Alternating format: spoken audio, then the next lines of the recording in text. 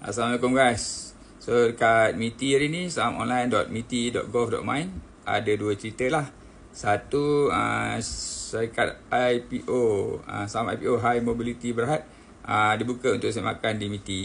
So pelabur-pelabur saham Bumi Putra yang apply saham IPO ini bolehlah pergi ke website MITI untuk melihat, untuk menyemak sama ada anda berjaya mendapat saham ini atau tidak. And chances are insyaAllah anda akan berjaya dapat, dan insyaAllah akan dapat dalam jumlah yang banyak kan. Sebab lately ni tak banyak application tak seperti dahulu lebih 2,000, 3,000 kan. Sekarang application di bawah 1,000 sebab kerana satu, kerana ramai yang kena moratorium kan, sebab kerana saham Pentec Global di hari itu kan. Nombor dua, keadaan market yang lembab ini menyebabkan ramai institusi pelabur-pelabur yang ada di luar sana tidak memohon saham-saham IPO ini kan, kerana ditakuti keadaan pasaran lebih teruk lagi bila saham-saham ini disenaraikan kelak kan. Okey, cerita kedua adalah saham Paradigm REITs juga dibuka untuk application di MITI mulai hari ini.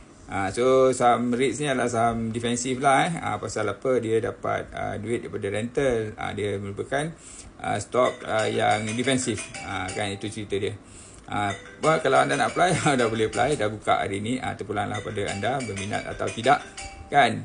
Kemudian satu cerita yang lain daripada yang Irfan nak cerita pasal saham ni kan. Kalau anda nak saham, anda boleh follow Irfan dalam TikTok yang ini ataupun dalam social media yang ni lah, dalam dalam TikTok kan. Nombor 2-nya, F1 juga sekarang dah split F1 identity kepada satu lagi, iaitu F1 menyampaikan input-input motivasi Islami dekat dalam F1 TikTok yang satu lagi, dalam F1 punya Facebook yang satu lagi kan, Faizal Yusof 2. Dalam TikTok satu lagi tu dalam nama dia Faizal Yusof Saham.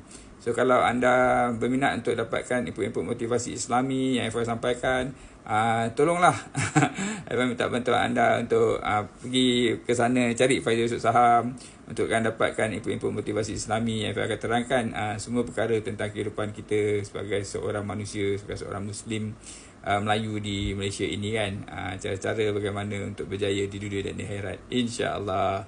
Alright tuan-tuan, FY really appreciate it kan, kalau tuan-tuan dan puan dapat pergi support FY dekat FY punya TikTok yang satu lagi, Faizal Yusof Saham nama dia. Alright tuan-tuan, jumpa lagi dalam cerita saham yang akan datang esok insyaAllah. Alright, jumpa lagi. Assalamualaikum, bye.